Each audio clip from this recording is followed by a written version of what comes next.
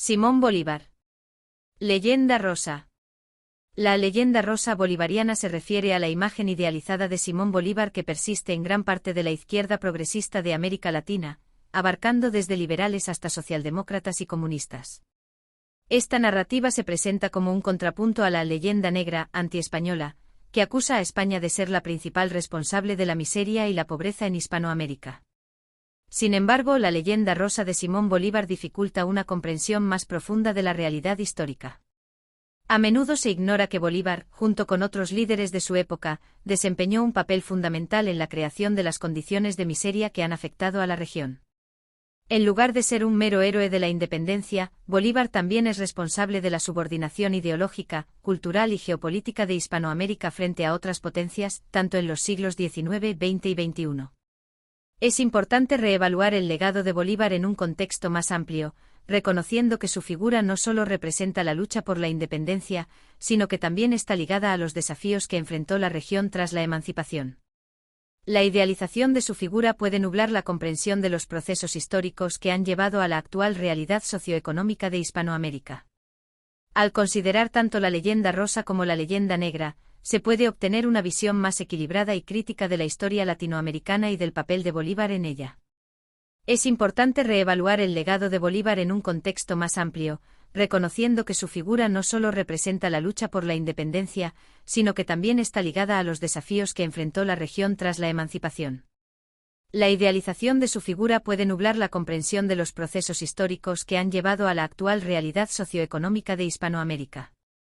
Al considerar tanto la leyenda rosa como la leyenda negra, se puede obtener una visión más equilibrada y crítica de la historia latinoamericana y del papel de Bolívar en ella.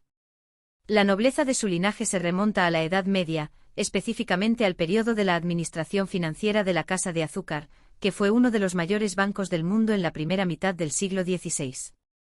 Esta conexión con instituciones de gran relevancia económica en la época, como el Reino de España y el Sacro Imperio Romano Germánico, subraya la importancia de su familia en las estructuras de poder de la época. La familia de Bolívar disfrutaba de privilegios que incluían propiedades, altos cargos en la administración pública y vínculos con órdenes de caballería, lo que la distinguía de la nobleza hidalguía más genérica. Estos atributos sociales, económicos y políticos no eran accesibles para todos los nobles, lo que indica que Bolívar pertenecía a un estrato elevado dentro de la jerarquía social de su tiempo. Además, los antepasados de Simón Bolívar jugaron un papel crucial en la conformación del protocapitalismo en Europa y en España. Esta dinámica económica fue posteriormente trasladada a Venezuela, donde su familia utilizó estos conocimientos y conexiones para impulsar la producción de cacao, uno de los principales productos de exportación de la región. Esta actividad no solo les permitió acumular una gran riqueza a lo largo de los siglos, sino que también sentó las bases para el desarrollo económico de la región. Juramento del Monte Sacro. Simón Bolívar realizó diversos viajes por Europa, destacando especialmente su estancia en Francia, donde tuvo la oportunidad de ser testigo presencial de la histórica autocración de Napoleón Bonaparte como emperador. Durante este periodo, Bolívar contó con la guía y el tutelaje de Simón Rodríguez, un influyente educador que desempeñó un papel crucial en su formación intelectual.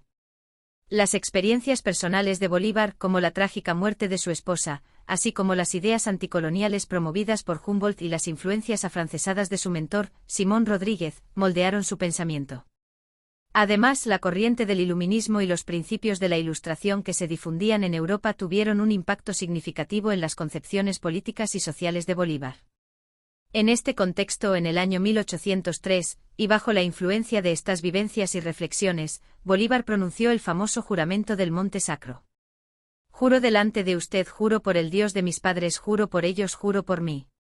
Honor y juro por mi patria que no daré descanso a mi brazo ni reposo a mi alma hasta que haya roto las cadenas que nos oprimen por voluntad del poder español.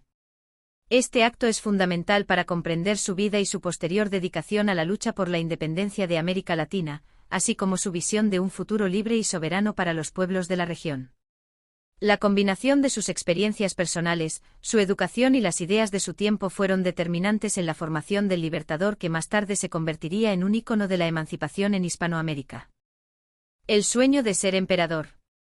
Simón Bolívar, quien quedó viudo a una edad temprana, adoptó una postura política claramente anti-española y separatista. Dedicó casi toda su vida a la causa de la independencia de América Española, buscando desvincularla de la España peninsular. Curiosamente, el término latinoamericano ya existía en su época, pero Bolívar nunca lo utilizó en su lucha por la liberación.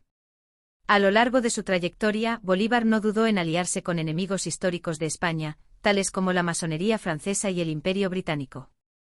Estas alianzas fueron parte de su estrategia para consolidar un proyecto político y personal que, desafortunadamente, nunca logró materializarse.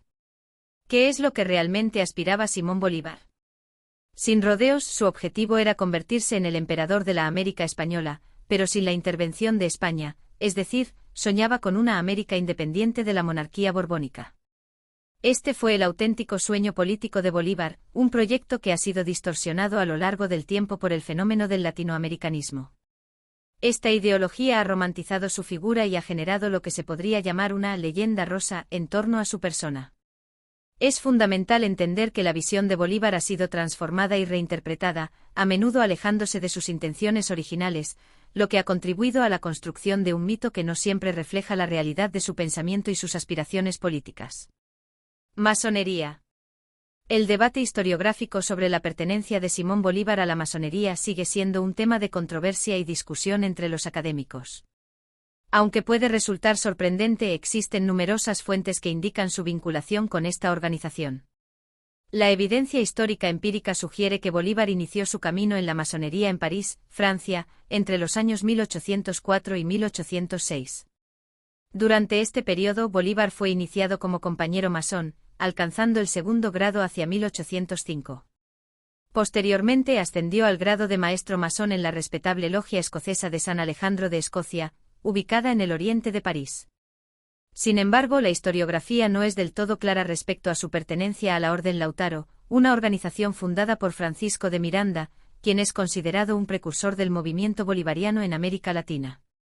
La Orden Lautaro, más que ser una logia masónica en el sentido tradicional, funcionaba como una orden secreta que operaba bajo la influencia de Inglaterra con el objetivo de establecer un proyecto separatista en contra del dominio español. A medida que avanzaba el tiempo, Bolívar comenzó a experimentar una creciente decepción personal y política hacia la masonería, de la cual inicialmente había sido un ferviente admirador. Este desencanto lo llevó a distanciarse progresivamente de la organización. De hecho, en la Gran Colombia, una vez lograda la independencia, Bolívar tomó la decisión de prohibir la masonería mediante un decreto emitido el 8 de noviembre de 1828. Este cambio en la relación de Bolívar con la masonería es significativo, pues refleja no solo su evolución personal, sino también las complejidades políticas y sociales del contexto en el que se encontraba. La figura de Bolívar como líder de la independencia y promotor de ideales republicanos se entrelaza con su experiencia en la masonería, lo que añade una capa más a su legado histórico. La balcanización. El momento que Simón Bolívar había esperado para iniciar el proceso de balcanización del Imperio español llegó con la invasión francesa de la península ibérica, que comenzó en 1808. Este evento marcó el inicio de las denominadas guerras peninsulares en el lado portugués, y las guerras de independencia en el contexto español, las cuales se extenderían hasta 1814. Las guerras peninsulares implicaron una doble invasión, por un lado, las tropas del Imperio francés y por otro, las fuerzas del Imperio británico. Aunque la narrativa oficial sostenía que los británicos invadieron Portugal y España para defenderlas de la agresión francesa, la realidad fue más compleja. Tanto Inglaterra como Francia invadieron la península ibérica con intereses propios, lo que tuvo consecuencias devastadoras. La invasión resultó en la destrucción de la protoindustria nacional de Portugal y España, que apenas comenzaba a desarrollarse a principios del siglo XIX. Este conflicto no solo arrasó con la infraestructura económica, sino que también devastó varias ciudades y provocó la pérdida de más de 1 millón de vidas a lo largo de la guerra. La Sociedad Patriótica de Caracas. En 1810, Simón Bolívar se unió a la Sociedad Patriótica de Caracas, una organización que, al igual que en otras ciudades como Lima, Valparaíso y Buenos Aires, estaba influenciada por los intereses británicos. Estas oligarquías de ciudades portuarias habían aumentado considerablemente sus fortunas y consolidado su posición social gracias al contrabando que habían llevado a cabo durante décadas con Londres y el resto de Inglaterra. La Sociedad Patriótica de Caracas representaba un sector de la élite que, aunque proclamaba ideales de independencia y libertad, en muchas ocasiones actuaba en función de sus propios intereses económicos. Este fenómeno no era exclusivo de Venezuela. En toda América del Sur, las oligarquías locales se beneficiaron del comercio ilícito, lo cual les permitió acumular riqueza y poder en un contexto de creciente agitación política. La relación entre estas élites y el Imperio británico era compleja. Mientras que la independencia de las colonias americanas prometía la posibilidad de un nuevo orden, también implicaba la reconfiguración de las dinámicas de poder y la economía. Así, en el contexto de la lucha por la independencia, Bolívar y otros líderes se enfrentaron no solo a la dominación española, sino también a las influencias extranjeras que podían comprometer las aspiraciones de libertad y justicia social. Declaración de Independencia de Venezuela. En el año 1811 Simón Bolívar fue testigo, aunque no firmante, del acta de la Declaración de Independencia de Venezuela. Sin embargo, este documento, en sus inicios, no representó más que un acto simbólico. Pronto el virreinato de Nueva Granada se vería envuelto en una serie de conflictos bélicos que, al igual que en el resto de los virreinatos, darían lugar a guerras civiles. Es importante destacar que estas contiendas no fueron enfrentamientos entre españoles y los americanos o latinoamericanos, sino verdaderas guerras civiles entre españoles. En este contexto, tanto los criollos de América como los peninsulares de España se consideraban parte de una misma nación. Las guerras de independencia, por lo tanto, se caracterizaron por ser luchas internas entre facciones de un mismo pueblo, donde hermanos y familiares se encontraron en lados opuestos. Un bando se identificaba como realista, defendiendo la autoridad de la corona española, mientras que el otro se consideraba separatista, aspirando a la independencia y la formación de nuevas naciones. La Declaración de Independencia de 1811 fue finalmente abortada por la acción militar del realista Domingo de Monteverde, quien, como capitán general de Venezuela, logró desmantelar la autoproclamada Primera República.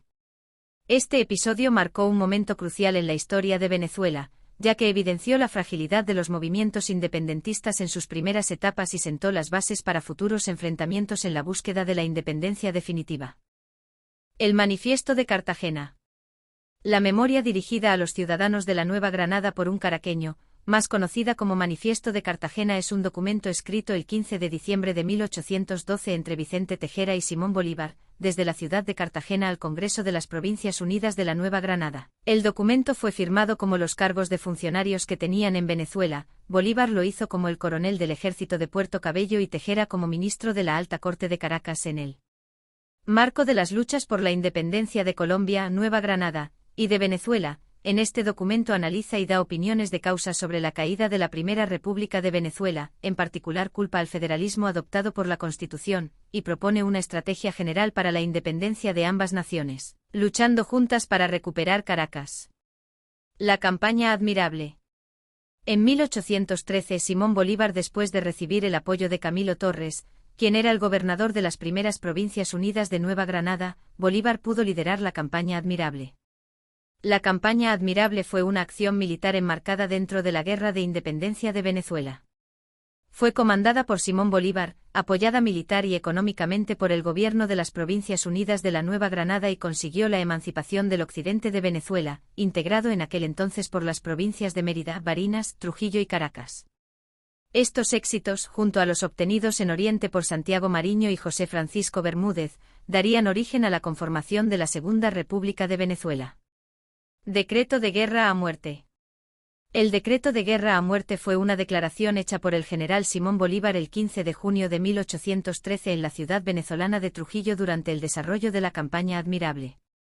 La declaración viene precedida meses antes por el Convenio de Cartagena de Antonio Nicolás Briceño.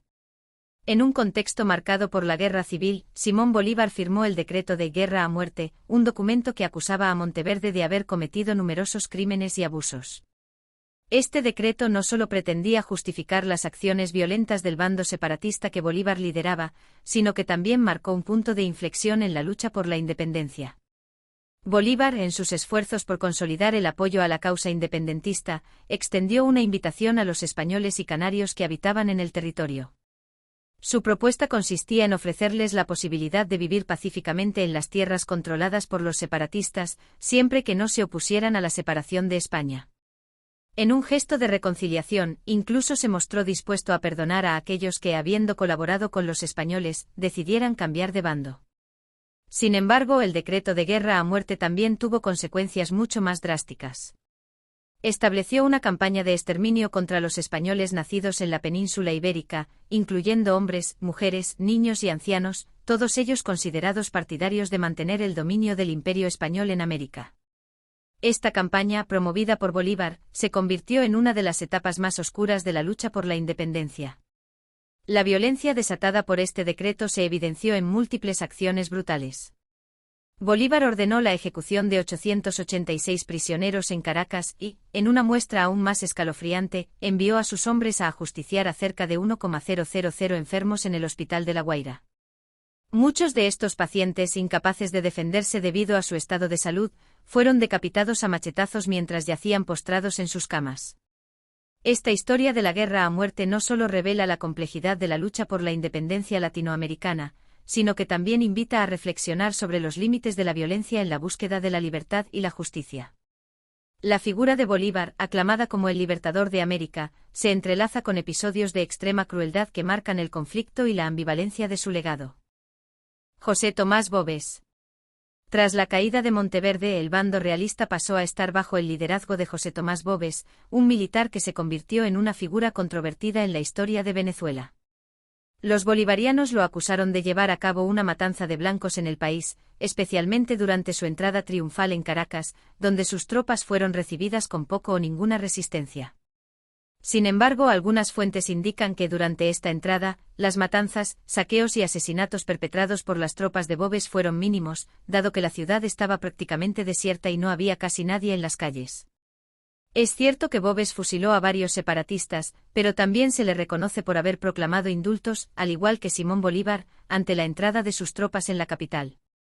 Este contexto de violencia y tensión política se vio agravado por la respuesta de Bolívar, quien movilizó a alrededor de 20,000 personas, principalmente civiles, en una migración hacia el oriente de Venezuela, bajo el pretexto de protegerlas de las tropas realistas. No obstante, este movimiento de población desencadenó una serie de acontecimientos bélicos y situaciones ignominiosas que marcarían un hito en la historia del país. A pesar de su éxito inicial, Boves también enfrentó traiciones en su propio bando. Se dice que fue asesinado por Francisco Tomás Morales, su segundo al mando. Antes de su muerte, Boves logró organizar a un diverso grupo de combatientes, que incluía indios, mestizos y negros, quienes no solo se oponían a la secesión, sino que también estaban en contra de la élite caraqueña blanca que dominaba la oligarquía criolla separatista, liderada por Simón Bolívar. Cabe destacar que Bolívar, a su vez, era un mantuano, un esclavista y un miembro destacado de esta oligarquía. Este complejo entramado de lealtades, traiciones y conflictos sociales y raciales ilustra la tumultuosa realidad de la lucha por la independencia en Venezuela, donde las luchas de poder se entrelazaban con las tensiones raciales y las aspiraciones de diferentes sectores de la sociedad. El Manifiesto de Carúpano. En 1814 Simón Bolívar firmó el Manifiesto de Carúpano, un documento crucial en el contexto de la lucha por la independencia de Venezuela. En este manifiesto Bolívar analiza la caída de la también efímera Segunda República Venezolana, que había sido autoproclamada. Este acontecimiento marcó un momento decisivo en la historia del país, ya que la República no logró consolidarse y enfrentó numerosos desafíos. Una de las propuestas más significativas que Bolívar planteó en su manifiesto fue la llamada a la liberación de los esclavos. Esta decisión no solo respondía a un imperativo moral, sino que también tenía consideraciones estratégicas. Bolívar necesitaba reclutar tropas para su ejército en la lucha por la independencia y vio en la población esclava una fuente potencial de combatientes. Además, la abolición de la esclavitud era un tema promovido por el Imperio Británico, que abogaba por la liberalización de la fuerza de trabajo esclava. La lógica detrás de esta propuesta radicaba en la economía. Convertir a los esclavos en trabajadores libres, o proletarios, resultaba más rentable a largo plazo. Al liberar a los esclavos, el costo de mantener a estos individuos disminuía, ya que no requerirían el sustento y la atención perpetua que necesitaban bajo el sistema esclavista. En cambio, los trabajadores libres tendrían que buscar su sustento, motivándolos a integrarse en la economía de manera más dinámica. Sin embargo, es importante destacar que la abolición completa de la esclavitud en Venezuela no se concretó hasta 1854, mucho tiempo después de la independencia del país. Este hecho subraya la complejidad de la lucha por la libertad y la justicia social en el contexto venezolano, donde las luchas políticas y económicas estaban intrínsecamente ligadas a las dinámicas sociales de la época. La Carta de Jamaica. La Carta de Jamaica es un texto dictado por el político y militar Simón Bolívar a su secretario Pedro Briceño Méndez el 6 de septiembre de 1815 en Kingston, capital de la colonia británica de Jamaica, en respuesta a una misiva de Henry Cullen, un comerciante jamaiquino de origen británico residente en Falmouth, cerca de Montego Bay. En la carta, cuyo título era Contestación de un americano meridional a un caballero de esta isla, Bolívar expone las razones que provocaron la caída de la Segunda República de Venezuela en el contexto de la independencia de Venezuela. Bolívar pretendía atraer a Gran Bretaña y al resto de potencias europeas hacia la causa de los patriotas independentistas americanos. Simón Bolívar viajó a Jamaica en busca de apoyo militar, económico y logístico para su causa independentista. En ese momento Jamaica era una colonia británica, aunque había sido parte del Imperio Español durante un breve periodo. Durante su estancia en Jamaica, Bolívar redactó la famosa Carta de Jamaica, un documento que se convertiría en clave para obtener la ayuda necesaria para su lucha por la independencia. Gracias a esta carta, Bolívar logró atraer a su causa a más de 7.000 mercenarios británicos, muchos de los cuales eran espías y militares al servicio de la corona británica. Además, más adelante se unieron a su causa tropas de Haití, que ya había alcanzado su independencia. En la Carta de Jamaica, Bolívar expone su visión sobre la situación política de las colonias americanas bajo el dominio español. Afirmó que la monarquía imperial había roto el pacto que existía entre esta y las clases altas criollas, especialmente tras la llegada de los Borbones al trono español. Según Bolívar, Fernando VII había profundizado esta ruptura mediante la represión de estas clases privilegiadas. Sin embargo, es importante analizar este discurso desde una perspectiva materialista política. La Carta de Bolívar refleja, en parte, las preocupaciones de las clases dominantes de los virreinatos, audiencias y capitanías generales del Imperio Español en América. Estas clases, que habían prosperado gracias al contrabando con Inglaterra, se sentían amenazadas por el impulso centralizador de la monarquía borbónica, que estaba erosionando sus privilegios. Como resultado, estas élites criollas preferían subordinarse al Imperio británico, con la esperanza de convertirse en líderes de pequeñas repúblicas independientes en lugar de seguir siendo parte del vasto Imperio español. La caída del Imperio español, aunque era probable, se produjo de una manera que sorprendió tanto a la nobleza de Madrid como a los oligarcas mantuanos de Caracas. Esta desintegración se vio marcada por brutales guerras civiles entre dos bandos, uno que defendía una antigua sociedad mercantilista, proteccionista y clerical, y otro que representaba a una oligarquía burguesa, alineada políticamente y económicamente con las potencias anglosajonas y germánicas, que estaban en ascenso en ese momento. El desenlace del imperio no fue el esperado por ninguna de las partes. La llegada de los Borbones al trono español implicó un cambio significativo en la gestión del imperio, en comparación con la época de los Habsburgo.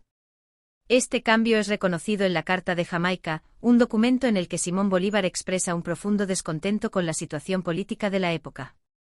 Bolívar argumenta que las oligarquías criollas tenían un derecho natural a gobernar sobre la América española, un derecho que consideraba que había sido vulnerado por la monarquía borbónica de Madrid. Desde la perspectiva de Bolívar, la ruptura del supuesto derecho natural de las oligarquías criollas se justificaba que, dado el tutelaje que ejercía la monarquía española, era necesario expulsar a la monarquía borbónica de América.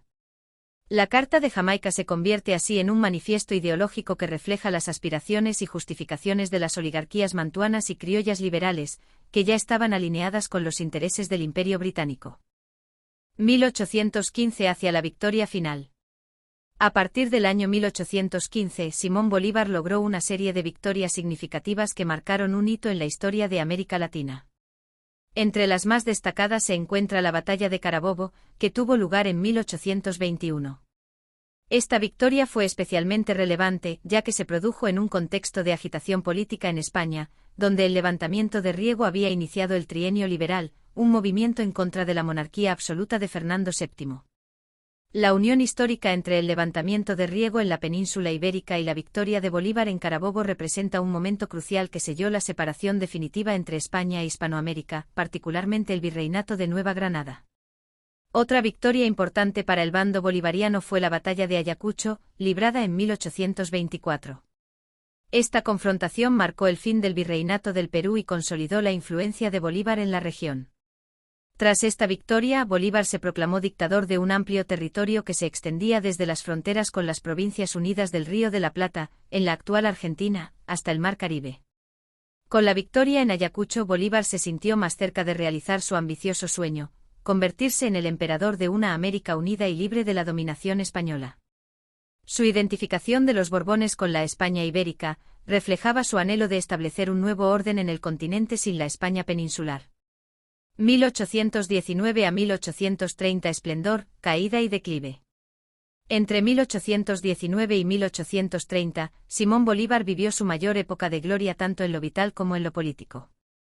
Durante estos años, logró consolidar importantes victorias y avances en su lucha por la independencia de América Latina. Sin embargo, este periodo de esplendor también marcó el inicio de su caída y declive, así como el fracaso histórico de sus ambiciones. Uno de los eventos que contribuyó a su desilusión fue la entrega del Alto Perú, que posteriormente se convertiría en Bolivia, a su amigo y colaborador Antonio José de Sucre. La situación se tornó aún más trágica cuando Sucre fue asesinado, un hecho que causó una profunda conmoción en Bolívar, quien lo consideraba un aliado fundamental en su misión de liberar y unificar los territorios hispanoamericanos. Ante esta crisis, Bolívar tomó la difícil decisión de delegar la gestión del Perú a un grupo de líderes, Manuela Sáenz, Andrés Santa Cruz y José María Córdoba. Su objetivo era mantener viva la esperanza de una América española unificada bajo su liderazgo, a pesar de los crecientes desafíos y tensiones que enfrentaba en su lucha por la libertad y la cohesión territorial. Esta estrategia reflejó su deseo de continuar con su legado, aunque la realidad comenzaba a mostrarle que sus sueños de un continente unido se estaban desvaneciendo. El Congreso de Panamá. El Congreso de Panamá, celebrado en 1826, tuvo como objetivo principal la unificación de los antiguos virreinatos que ya habían alcanzado su independencia de la España ibérica. Sin embargo, este evento se convirtió en un rotundo fracaso para Simón Bolívar, quien había depositado grandes esperanzas en la creación de una confederación que uniera a las naciones liberadas. A medida que avanzaba el Congreso, Bolívar empezó a darse cuenta de que su ambicioso proyecto político estaba generando un efecto contrario al que había imaginado.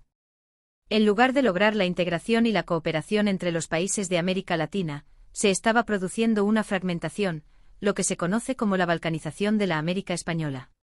Además, Bolívar observó con preocupación que, lejos de consolidarse como naciones soberanas e independientes, muchos de estos países estaban cayendo en una situación de subordinación, especialmente ante el Imperio británico. Esta dependencia se manifestaba a través de la creciente influencia de la deuda externa, que limitaba la autonomía económica y política de las nacientes repúblicas. En definitiva, el Congreso de Panamá representó un momento de reflexión para Bolívar, quien se vio confrontado con la dura realidad de que sus ideales de unidad y libertad estaban siendo socavados por divisiones internas y por la injerencia de potencias extranjeras. Las conversaciones secretas con Fernando VII. En el año 1820, Simón Bolívar intentó, de manera secreta, reconciliarse con la España ibérica, específicamente con Fernando VII, a quien había considerado su antiguo enemigo. Para llevar a cabo esta ambiciosa iniciativa, Bolívar envió a Francisco Antonio Cea a Londres con la misión de negociar con el embajador plenipotenciario de España en el Reino Unido, el duque de Frías. El objetivo de esta negociación era establecer un plan de reconciliación que llevara a la creación de una confederación hispánica. Bolívar buscaba que Fernando VII reconociera la independencia de las repúblicas que habían surgido en América Latina tras la lucha por la libertad, a cambio de una reanudación de las relaciones con España. Sin embargo, a pesar de los esfuerzos de Bolívar y de las propuestas formuladas por Cea, el plan fue rechazado por Fernando VII, quien no mostró disposición para aceptar las condiciones planteadas. Este rechazo evidenció la complejidad de las relaciones entre España y sus antiguas colonias y las dificultades que enfrentaba Bolívar en su búsqueda de una paz duradera en la región. Las conversaciones secretas con Fernando VII representan un episodio poco conocido en la historia, que ha sido pasado por alto tanto por los partidarios como por los detractores de Simón Bolívar. Este hecho revela una faceta sorprendente de la lucha por la independencia en América Latina y pone de manifiesto las complejidades políticas que rodearon a Bolívar y su legado. La falta de conocimiento sobre este episodio no solo limita nuestra comprensión de Bolívar como figura histórica, sino que también nos impide apreciar la complejidad de los procesos de independencia en la región. Al explorar las conversaciones secretas con Fernando VII, se nos brinda la oportunidad de reevaluar las narrativas tradicionales y de considerar las múltiples dimensiones de la lucha por la libertad en América Latina. Las nuevas élites se aprovecharon de la deuda.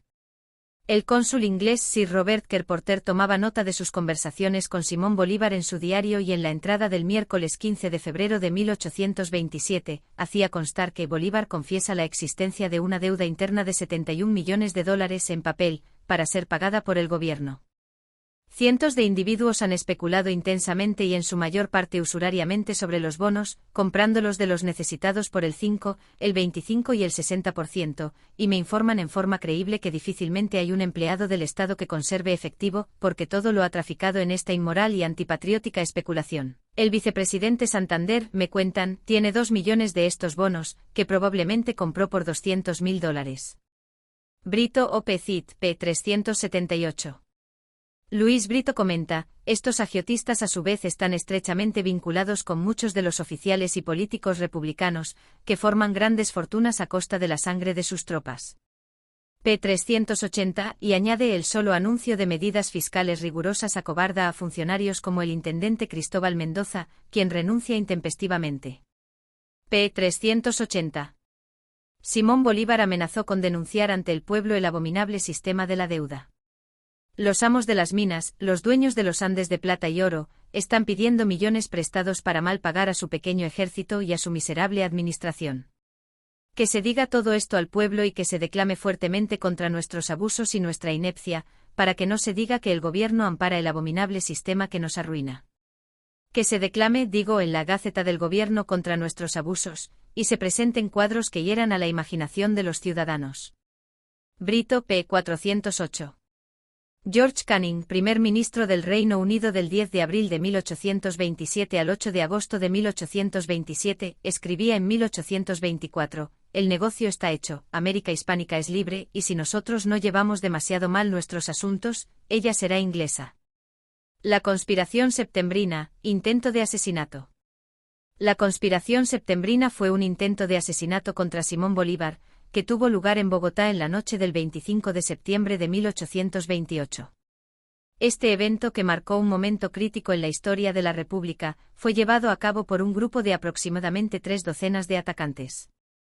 Los conspiradores, liderados por el comandante Pedro Carujo, lograron infiltrarse en el Palacio Presidencial a la medianoche tras forzar su ingreso. Una vez dentro asesinaron a los guardias que custodiaban el lugar y se dirigieron rápidamente a la habitación de Bolívar con la intención de acabar con su vida. Sin embargo, Bolívar tuvo la fortuna de contar con la valiente intervención de Manuela Sáenz, quien le proporcionó la oportunidad de escapar por la ventana. Mientras esto sucedía, el general de brigada Ramón Olivares se encontraba en el palacio y se enfrentó a los atacantes, intentando proteger a Bolívar y contrarrestar la emboscada. Su valentía y determinación fueron cruciales en un momento tan crítico, permitiendo que Bolívar lograra escapar de una muerte inminente. Entre los conspiradores se encontraba Asterisco Francisco de Paula Santander, quien había sido un destacado compañero de Bolívar en la lucha por la libertad. La conspiración fue un evento significativo en la historia de Venezuela y de la Gran Colombia, reflejando las tensiones políticas y las divisiones ideológicas que existían en ese momento. La intención de los conspiradores era derrocar a Bolívar y poner fin a su gobierno, que muchos consideraban autoritario. Como resultado de su implicación en el complot, Santander fue condenado a muerte. Sin embargo, en un giro inesperado, Bolívar, antes de su fallecimiento, decidió perdonarlo. Este gesto de clemencia destaca la complejidad de la relación entre ambos hombres y las difíciles circunstancias políticas que enfrentaban. A pesar de las traiciones y conflictos, Bolívar optó por la reconciliación, un acto que refleja su visión de unidad y estabilidad para la Gran Colombia en un momento de profunda crisis. Asterisco el vicepresidente Santander, me cuentan, tiene 2 millones de estos bonos, que probablemente compró por 200.000 dólares. Brito O. P. Cit. p. 378. Nota: no es necesario ser un experto para comprender que el intento de asesinato se debió a la decisión de Bolívar de intentar erradicar la especulación en los bonos, que en ese momento estaba descontrolada en toda la administración. Es importante subrayar las palabras usadas por Simón Bolívar en una carta al vicepresidente Francisco de Paula Santander el 14 de junio de 1823, en fin, lo haremos todo, pero la deuda nacional nos va a oprimir. Y así se refirió a los miembros de las clases dominantes locales y de los nuevos poderes públicos: la deuda pública es un caos de horrores, de calamidades y de crímenes, y el señor Cea, el genio del mal, y Méndez, el genio del error, y Colombia una víctima cuyas entrañas despedazan esos buitres. Ellos devoraron con anticipación los sudores del pueblo de Colombia. Ellos han destruido nuestro crédito moral, en tanto que no hemos recibido sino los más escasos auxilios. Cualquiera que sea el partido que se tome con esta deuda, es horrible. Si la reconocemos dejamos de existir, si no, el oprobio de esta nación. Brito, p. 405. 2 meses más tarde Simón Bolívar volvió a escribir al vicepresidente Santander sobre el tema de la deuda, esta vez refiriéndose a la situación de las nuevas autoridades en Perú. El gobierno de Riva Agüero es el gobierno de un Catilina unido al de un caos. No puede imaginarse hombres más canallas ni más ladrones que los que tiene el Perú a su cabeza. Se han comido 6 millones de pesos de empréstito, de un modo escandaloso. 700.000 pesos se han robado entre Riva Agüero, Santa Cruz y el ministro de Guerra, solo en unas contratas hechas sobre equipo y embarque de tropas. El Congreso pidió cuentas y le trataron como al diván de Constantinopla. Es horrible el modo infame con que se ha conducido Riva Agüero. Lo peor de todo es que entre los godos y los patriotas han puesto a perecer el Perú con sus saqueos enormes y multiplicados. Este país es el más caro del mundo, y no tiene ya un maravedí con que mantenerlo. Brito, p. 406. El Congreso admirable. El Congreso de la Gran Colombia se reunió en Bogotá entre el 20 de enero y el 11 de mayo de 1830. En su primera sesión, el mismo día de la inauguración, Simón Bolívar presentó su renuncia a la presidencia. Sin embargo, el Congreso rechazó esta renuncia, argumentando que no estaba dentro de las facultades para las que había sido convocado. De hecho, la aceptación de la renuncia de Bolívar no se concretó hasta el 4 de mayo, una semana antes de la proclamación del nuevo gobierno bajo la nueva Constitución. Durante el tiempo que el Congreso estuvo en sesión, se intensificaron los esfuerzos separatistas en Venezuela, impulsados por José Antonio Páez y respaldados por la oligarquía caraqueña. Ante esta situación crítica, Bolívar solicitó al Congreso poderes dictatoriales que le permitieran reunirse con Páez en Mérida con el fin de abordar la crisis. Sin embargo, esta solicitud fue denegada. Desde 1816, su antiguo aliado, José Antonio Páez, había comenzado a consolidar la separación de Venezuela de lo que más tarde se conocería como Colombia. Esta situación culminó un año después de la muerte de Bolívar, en 1831, cuando Venezuela y Colombia se separaron de manera definitiva.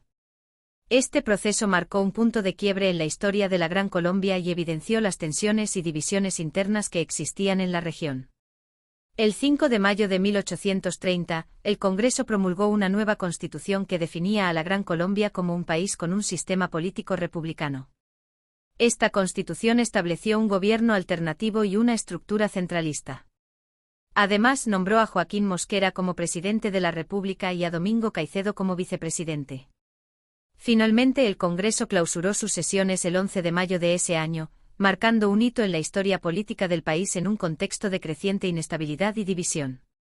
Simón Bolívar intentó organizar el llamado Congreso Admirable, un esfuerzo que buscaba evitar no solo la reunificación de la América española o su reintegración con España, sino también prevenir la balcanización de la Gran Colombia. Sin embargo, Bolívar fracasó estrepitosamente en su intento. El arrepentimiento.